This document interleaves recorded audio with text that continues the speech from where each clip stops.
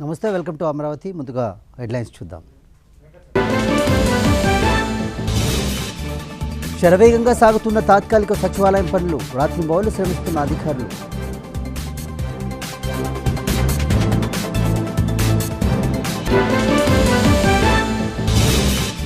Railway బడ్జెట్లో ఏపీకి తీరని అన్యాయం, తీవ్ర నిరసన వ్యక్తం చేస్తున్న బెజవాడ వాసులు.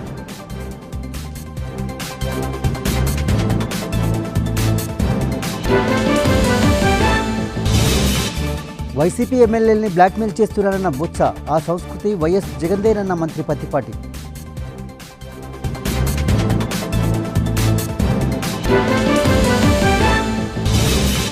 ట్విట్టర్లో వంగవీటి సినిమా ట్రైలర్ విడుదల, రేపు బెజవాడ వస్తున్నానని ప్రకటించిన వర్మ.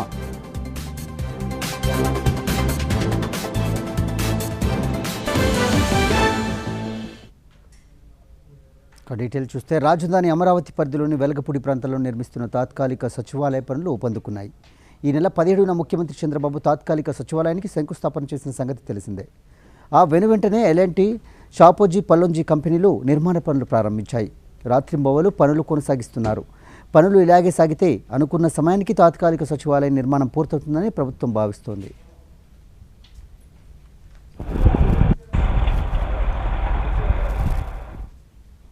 కేంద్ర మంత్రి సురేష్ ప్రభు ప్రవేశపెట్టిన రైల్వే బడ్జెట్లో ఆంధ్రప్రదేశ్కు తీరని అన్యాయం జరిగింది. రాష్ట్రంలో కొత్త రైల్వే లైన్ల ప్రస్తావన లేకుండా పోయింది. ఈ బడ్జెట్పై రాష్ట్ర ప్రజానీకం తీవ్ర అసంతృప్తి వ్యక్తం చేస్తున్నారు.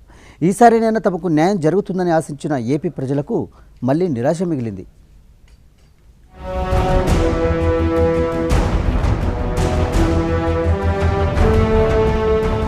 కేంద్ర మంత్రి సురేష్ ప్రభు ఆంధ్రప్రదేశ్పై కరుణ చూపలేదు.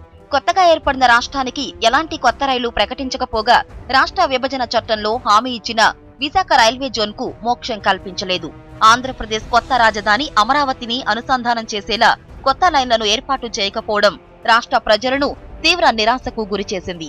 ఆధ్యాత్మిక కేంద్రాలు ఉన్న ప్రాంతాల్లోని రైల్వే స్టేషన్లను అభివృద్ధి చేస్తామని ప్రకటించిన రైల్వే మంత్రి మొదటి దశలోనే తిరుపతి రైల్వే స్టేషన్ ను అభివృద్ధి చేస్తామని చెప్పడం కాస్త ఊరటనిచ్చింది. అయినా రైల్వే బడ్జెట్లో తిరుపతికి అన్యాయమే జరిగిందని స్థానికులు ఆగ్రహం వ్యక్తం చేస్తున్నారు. తిరుపతికి వచ్చాము, బస్సు లేదా ట్రైన్లో వచ్చాము. కొంచెం ఇన్కన్వీనియంట్గా ఉంది. స్పెషల్ ట్రైన్ ఉంటే సౌకర్యంగా ఉండు. గుప్పు ఉండేప్పుడు స్పెషల్ ట్రైన్ ఉంటే సౌకర్యంగా ఉండు. అదే మరి యాత్రకి కొత్త ట్రైన్ లేదు. నవ్వు సేలం టు సిరిడికి కొత్త ట్రైన్ ఉంటే సౌకర్యంగా ఉండు. తిరుపతి ఉంటే బస్ స్పెషల్ ట్రైన్ ఉంటే సౌకర్యంగా ఉంది మాకు. ఈ బడ్జెట్లో ఏపీలో పలు రైల్వే లైన్లకు నిధులు మాత్రమే మంజూరయ్యాయి. విజయవాడ నుంచి హైదరాబాద్, విశాఖ విజయవాడ మధ్య డబుల్ డెక్కర్ రైళ్లు ప్రారంభిస్తామని ప్రకటించారు. కోటిపల్లి నర్సాపూర్ రైల్వే లైన్ కు 200 కోట్లు, నంద్యాల ఎర్రగుంట్లకు 50 కోట్లు, కడప బెంగళూరు లైన్ కు 80 కోట్లు కేటాయించారు. పిఠాపురం కాకినాడ రైల్వే లైన్ కు 25 కోట్లు, భోగులవారిపల్లి కృష్ణపట్నం లైన్ కు 100 కోట్లు, జగ్గయ్యపేట మేళ్ల చెరువు రైల్వే లైన్ కు 110 కోట్ల కేటాయింపు జరిగింది. Mahbub Nagar Dhone survey for doubling, Nallapadu Bibi Nagar doubling project, Bodhan Biloli Mudkhed Jalkot Latur road new line survey, Vijayawada Guntur via Amaravati, there is a much needed project for Andhra Pradesh government, Narsapur Machilipatnam new line survey, Darsi Narasaraopet new line survey, Cumbum Ongole new line survey, Chittoor Kuppam new line survey. కేంద్ర ప్రభుత్వం ప్రవేశపెట్టిన railway budget Visakha వాసులను నిరాశపరిచిందని CPI నేతలు ఆందోళనకు దిగారు. కేంద్రంపై నిరసనగా భారీ ర్యాలీలో పాల్గొని ప్రభుత్వ దిష్టిబొమ్మతో విశాఖ రైల్వే స్టేషన్ ఎదుట ఆందోళన చేపట్టారు. బడ్జెట్లో విశాఖ రైల్వే జోన్ అంశాన్నే ఎత్తలేదని మండిపడ్డారు. తప్పనిసరిగా ఈ రోజు రైల్వే బడ్జెట్ చూసినట్లయితే మొత్తం 5 కోట్ల మంది ఆంధ్ర ప్రజానీకానికి కూడా అటు ఎన్డీఏ ప్రభుత్వం అట్లాగే రాష్ట్రంలో ఉన్నటువంటి ముఖ్యమంత్రి చంద్రబాబు నాయుడు కూడా అన్యాయం చేశారనేది తెలుస్తుంది. రాష్ట్రం విడిపోయి 2 సంవత్సరాలు అయింది. పునర్విభజన చట్టంలో రైల్వే జోన్ ఉన్నప్పటికీ కూడా 2 సంవత్సరాల వ్యవధిలో కూడా ఈ రాష్ట్ర ముఖ్యమంత్రి రైల్వే జోన్ అనౌన్స్ చేయించలేకపోయాడంటే ఎంత చేతగానటువంటి ముఖ్యమంత్రి అనేటువంటిది మనందరికీ కూడా అర్థమవుతుంది. మొత్తంగా రైల్వే బడ్జెట్లో గతేడాదిలాగే జరిగిన అన్యాయాన్ని నిరసిస్తూ తెలుగు రాష్ట్రాల ప్రజలు ఆందోళన బాట పట్టనున్నారు. ఇప్పటికే ఏపీ వ్యాప్తంగా ఉన్న బీజేపీ కార్యాలయాల ముందు ధర్నా చేస్తామని పలువురు ప్రకటించారు.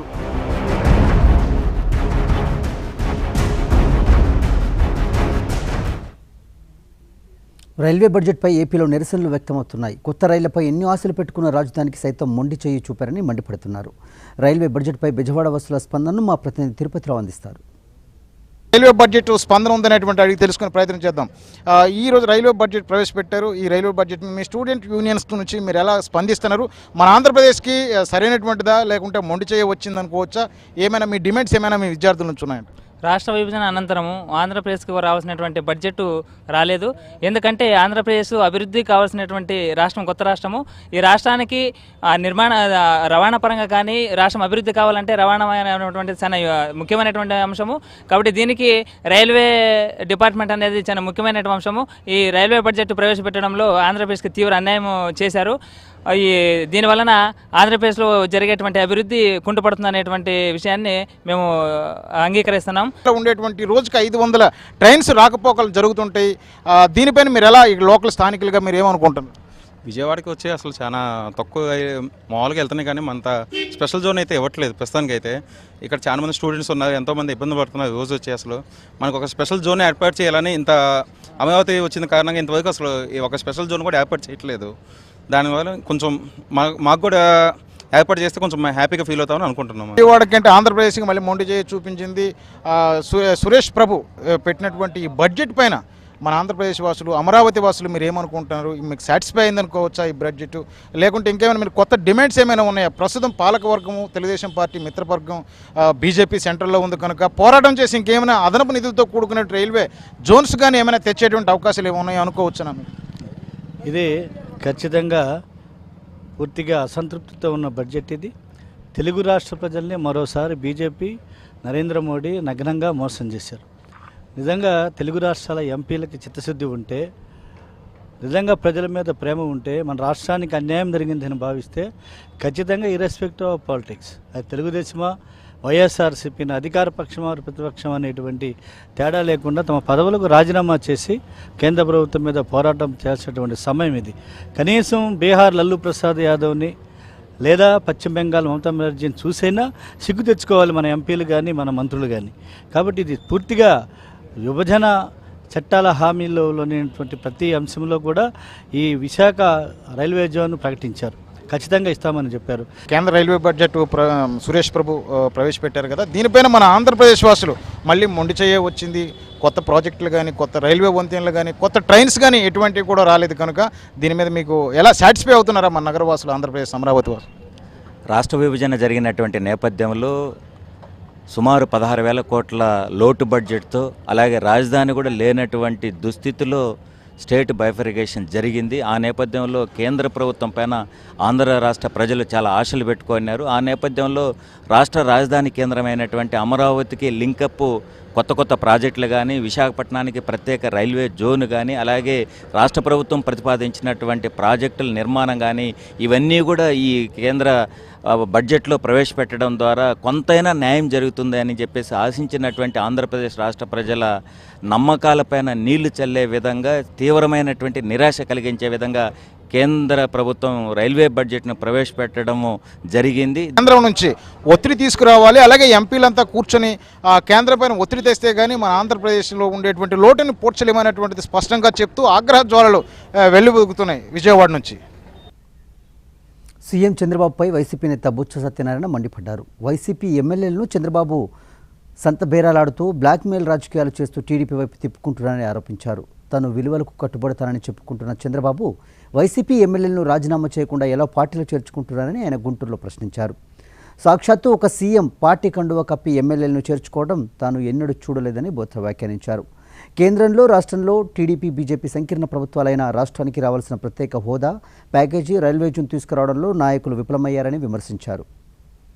పోనీ అధికారంలో ఉన్న భారతీయ జనతా పార్టీ ప్రభుత్వానికి వ్యతిరేకమైతే, పోనీ ప్రభుత్వం కాదు ఈ రాష్ట్రానికి మేలు జరగలేదు అని అనుకోవడానికి సంకీర్ణ ప్రభుత్వం రాష్ట్రంలో ఉన్నారు.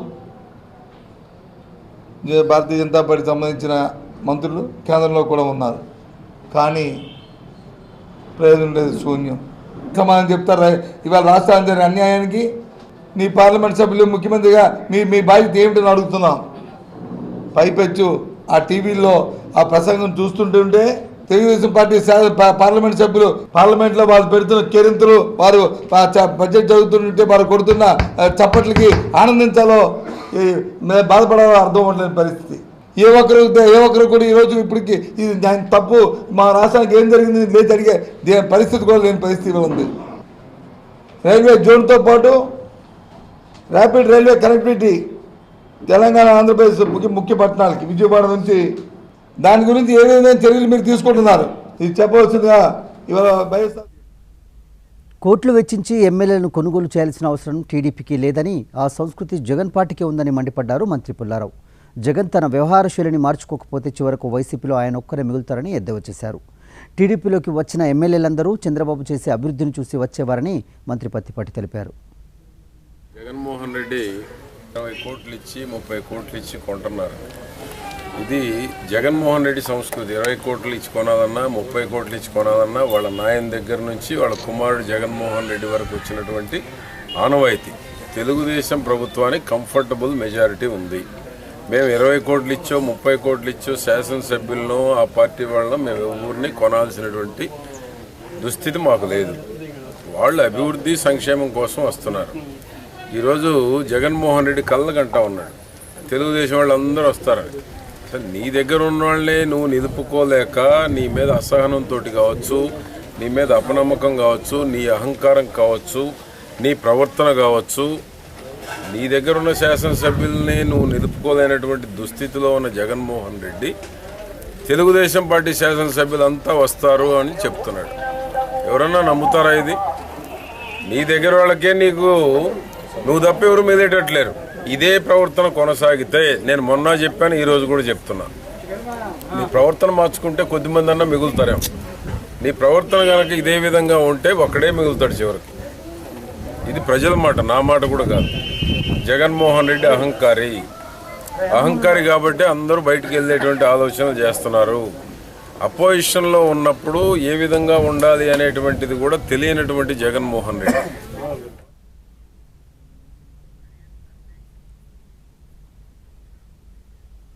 టీడీపీ సీనియర్ నేత పయ్యవుల కిషోర్ మాట్లాడుతున్నారు. లైవ్లో చూద్దాం.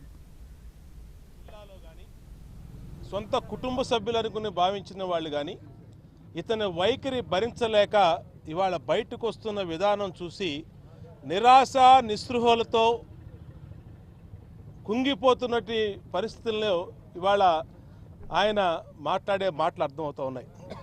ఇవాళ ఆయన అహభావాలు కానీ కడపలో మాట్లాడుతూ కానీ బాగా డీలా పడిపోయి నా శాసనసభ్యులు మొత్తం కూడా నా మీద తిరుగుబాటు చేస్తూ ఉన్నారు, ఇంకా రేపు ఎల్లుండు ఇంకా ఎంతమంది వెళ్ళిపోతూ ఉన్నారో, కాబట్టి అందరినీ కూడా రాజీనామా చేసి ఎన్నికలకు వెళ్దామని మరి ఆయన ఆలోచిస్తూ ఉన్నారని చెప్పి అర్థమవుతూ ఉంది. కొంచెం మీడియా నుంచి వచ్చినటువంటి సమాచారం కానీ అలాగే వాళ్ళ అంతర్గత సమాచారం కానీ తప్పనిసరిగా మరి అటువంటిది ఉంటే ఆ ఉద్దేశం వాళ్ళ 62 మంది శాసనసభ్యులు 61 మందో మరి రేపటికి ఏ విధంగా కౌంట్ డౌన్ ఉంటుందో తెలియదు. కాబట్టి ఎంతమంది శాసనసభ్యులు అయితే ఉన్నారో అంతమంది శాసనసభ్యుల్ని రాజీనామా చేపించి మరి ఎన్నికలకు వస్తారో లేదా అనేది ఆయనే స్పష్టం చేయాలని కోరుతా ఉన్నాం.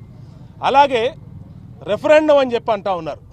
4 శాసనసభ్యులు 5 శాసనసభ్యులు వచ్చి చేరిన వాళ్ళని రాజీనామా చేస్తే రేపు ఎన్నికల్లో పోటీ చేస్తే రెఫరెండం అంటా ఉన్నారు.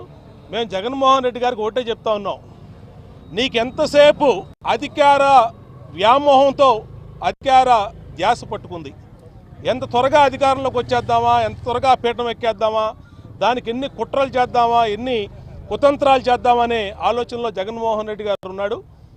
ఇవాళ పొద్దాక రెఫరెండం అనేది ఎక్కడా ఉండదు.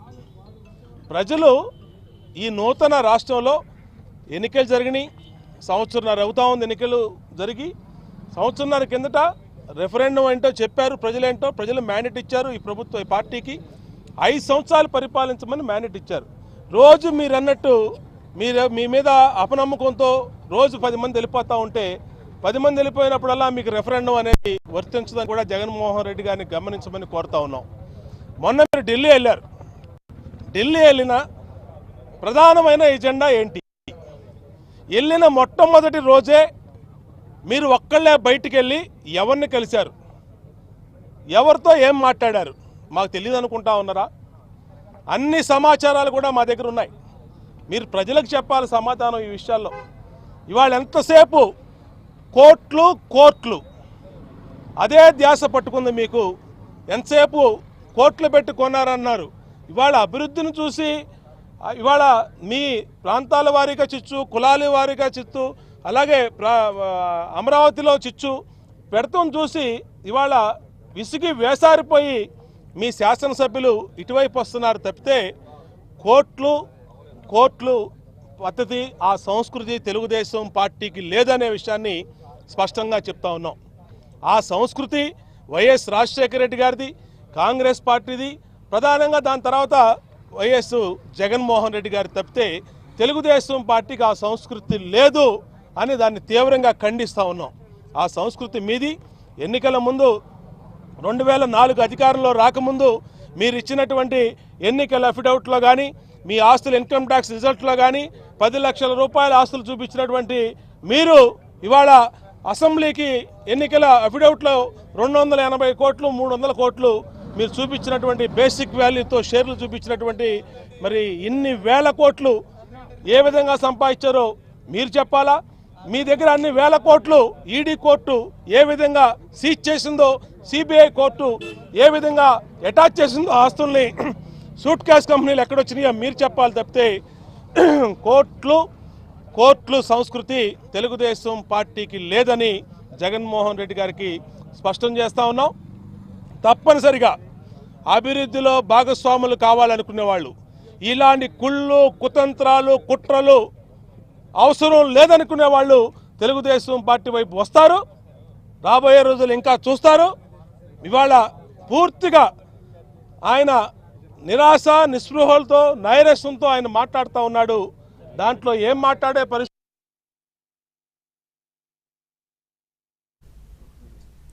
మిగతా వివరాలను చూస్తే సంచలన దర్శకుడు రామ్ గోపాల్ వర్మ తెలుగులో తన ఆఖరి చిత్రం వంగవీటి లోగోను విడుదల చేశారు.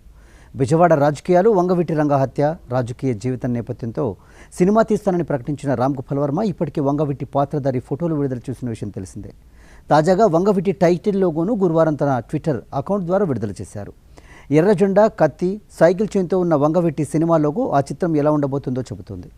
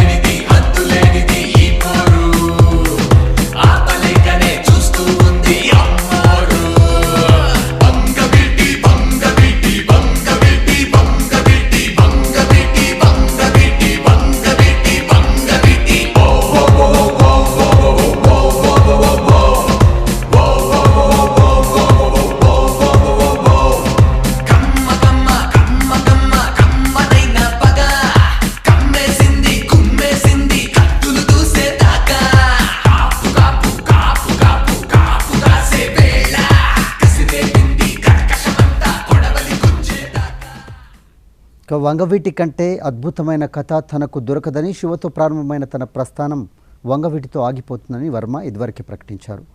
గురువారం రాత్రి విజయవాడ వస్తున్నానని ప్రకటించిన రామ్ గోపాల్ వర్మ ఇప్పుడు తన షెడ్యూల్ మారిందని ప్రకటించారు. ఈ రాత్రి రావాల్సిన ఎయిర్ కుస్తా విమానం రద్దు అయిందని, శుక్రవారం ఉదయం 4:10 ఎయిర్ ఇండియా విమానంలో విజయవాడకు వస్తున్నానని ఇంతకుముందు చెప్పిన హోటల్లోనే బస చేస్తానని వర్మ వెల్లడించారు. విజయవాడ రౌడీలు తనను ఏమైనా చేయదలుచుకుంటే హోటల్కు రావచ్చన్న సవాల్కు కట్టుబడి ఉన్నానని రామ్ గోపాల్ వర్మ చెప్పారు.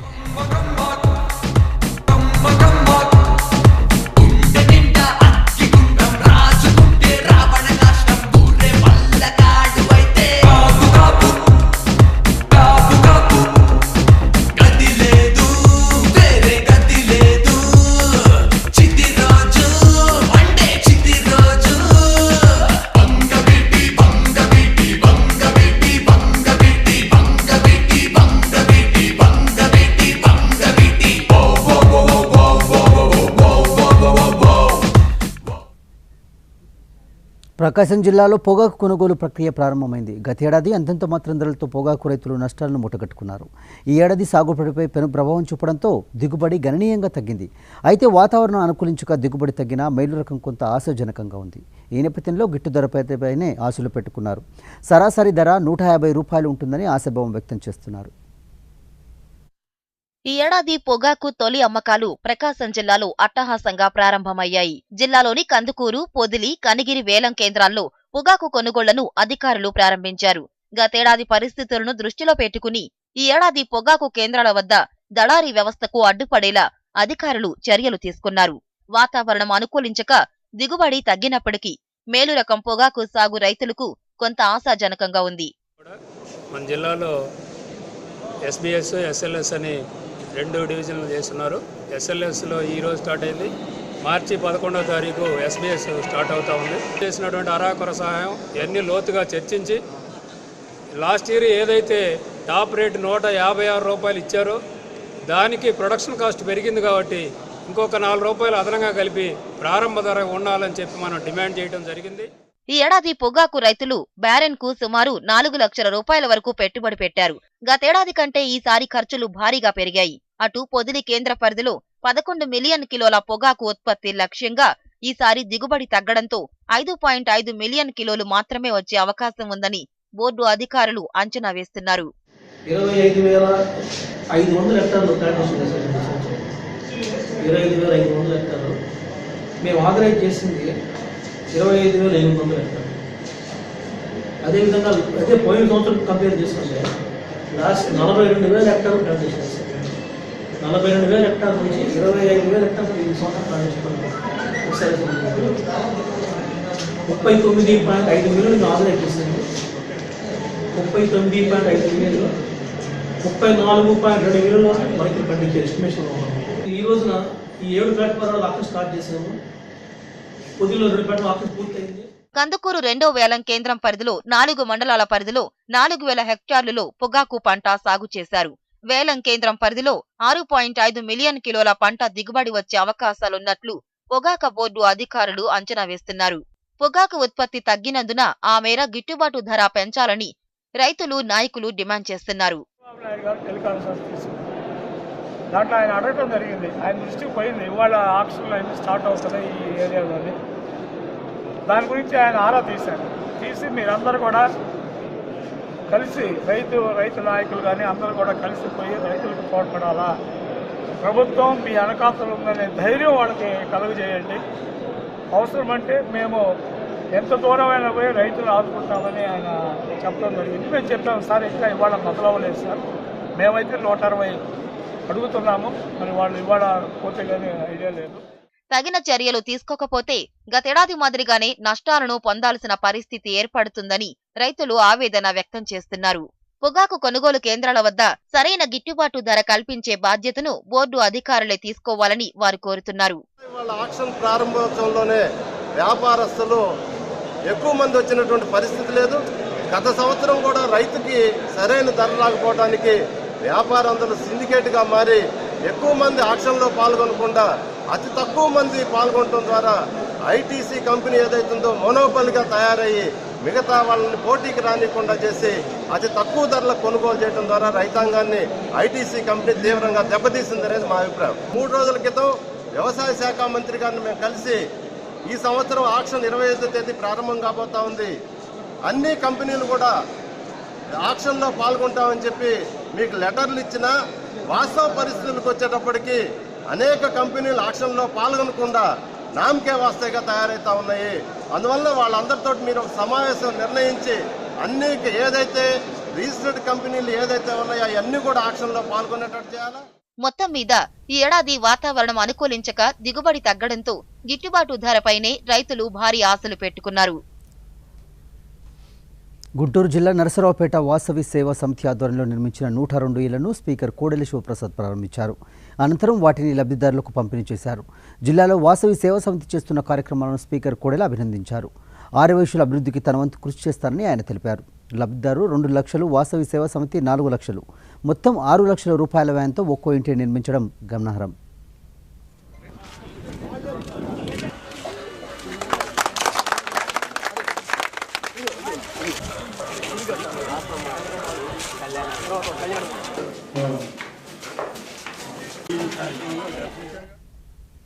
ప్రకాశం జిల్లా దర్శి మండల కేంద్రంలో జాబ్ మేళా నిర్వహించారు. ఈ కార్యక్రమానికి మంత్రి సిద్ధారాఘవరావు ముఖ్య అతిథిగా హాజరయ్యారు. దర్శి నియోజకవర్గంలో యువతీ యువకులకు ఉపాధి కల్పించాలనే ఉద్దేశంతో సిద్ధా ట్రస్ట్ జిల్లా గ్రామీణాభివృద్ధి శాఖ ఆధ్వర్యంలో నిర్వహించిన ఈ జాబ్ మేళాకు 450 మంది నిరుద్యోగులు దరఖాస్తు చేసుకున్నారు. సుమారు 16 కంపెనీలు ఈ జాబ్ మేళాలో పాల్గొన్నాయి. మంత్రి సిద్ధారాఘవరావు చేతుల మీదుగా పలువురికి అక్కడికక్కడే అపాయింట్మెంట్ లెటర్లు అందజేశారు.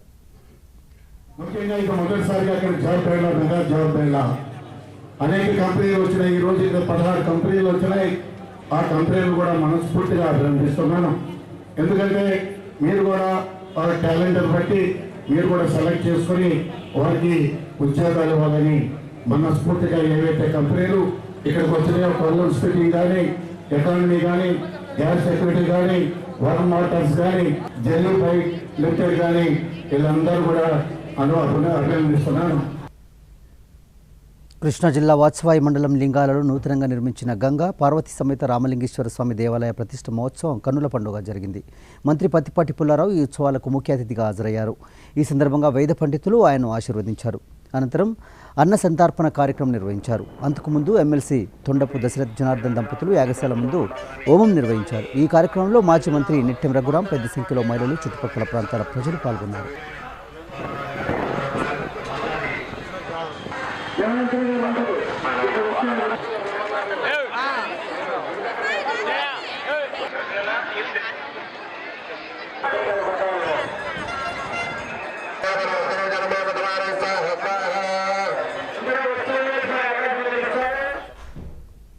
ప్రకాశం జిల్లా ముండ్లమూరు మండలం రెడ్డినగర్ దగ్గర కారు అదుపు తప్పి చెట్టును ఢీకొంది. ఈ ప్రమాదంలో కారు ముందు సీట్లో కూర్చున్న కృష్ణారెడ్డితో పాటు ఆయన మనవరాలు అక్కడికక్కడే మృతి చెందారు. మరో 5గురు తీవ్రంగా గాయపడ్డారు. క్షతగాత్రులను అద్దంకి ప్రభుత్వ ఆసుపత్రికి తరలించారు. వీరిలో 2 పరిస్థితి విషమంగా ఉన్నట్లు వైద్యులు వెల్లడించారు. బాధితులు విజయవాడ నుంచి హనుమంతునిపాడు వెళ్తుండగా ఈ దుర్ఘటన జరిగింది. డ్రైవర్ నిద్రావస్థలో ఉన్న కారణంగానే ఈ ప్రమాదం జరిగినట్లు పోలీసులు తెలిపారు.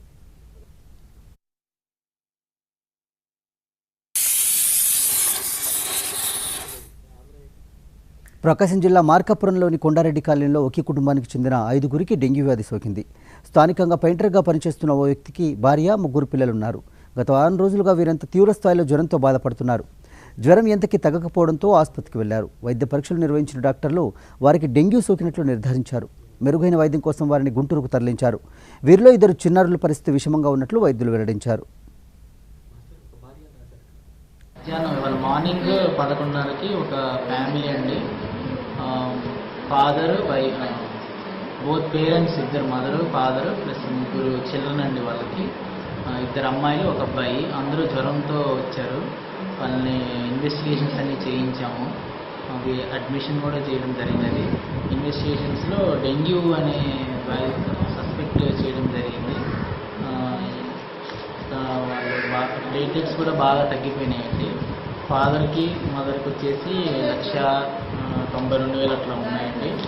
చిల్డ్రన్స్ 3కి మాత్రం 90,000, 60,000, 40,000. ఇవి అమరావతి అప్డేట్స్. చూస్తూనే ఉండండి స్టూడియో.